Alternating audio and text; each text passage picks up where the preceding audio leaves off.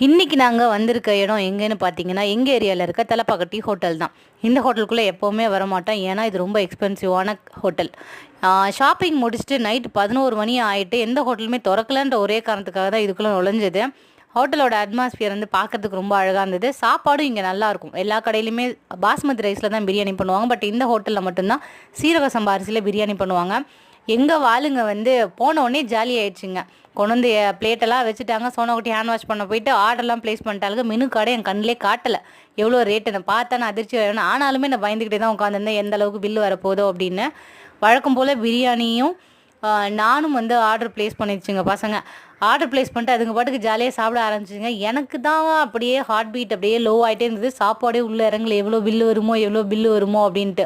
So ஒரு வழியாக சாப்பிட்டுட்டு வெளில வரும்போது பார்த்தா பில்லை வந்து எங்கள் மாமா கையில் கொடுத்துட்டாங்க என் பசங்க. கடைசி வரைக்கும் அந்த பில்லை என்கிட்ட காட்டவே இல்லை. சாப்பிட்டு முடிச்சுட்டு வீட்டுக்கு வந்து